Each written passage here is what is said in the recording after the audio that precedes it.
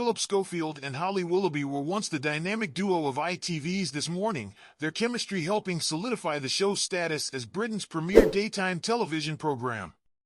When Holly joined in 2009, she couldn't believe her luck, having landed what she called the best telly job ever. She knew she had Phillip to thank, as he had advocated for her behind the scenes.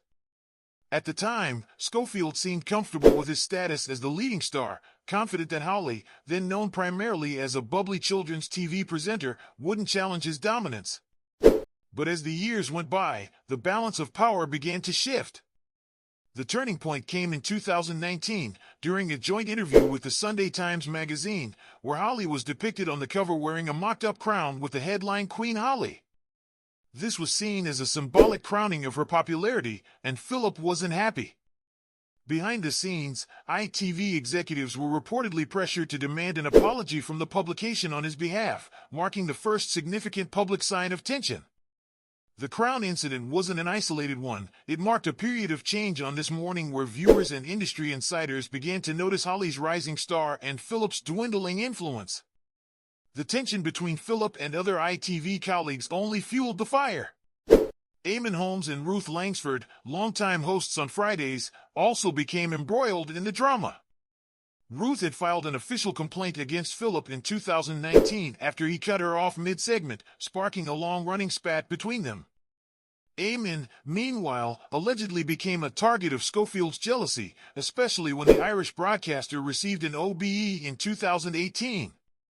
There were even attempts to downplay Eamon's achievements on This Morning, but when the OBE segment aired, it took place without Phillip and Holly, thereby avoiding any awkward confrontations. Behind the scenes, the atmosphere was noticeably different when Eamon and Ruth were in charge. Staff described the environment as friendly and relaxed, a stark contrast to the tense vibe when Phillip was around. Another fallout in Phillip's career involved Amanda Holden, who was tipped to cover for Holly during her stint on I'm a Celebrity in 2018. Instead, Rochelle Humes was selected for the role, and Amanda made no secret of her belief that Phillip had orchestrated her exclusion. The strained relationship between them went public, with accusations flying about Phillip's influence at ITV.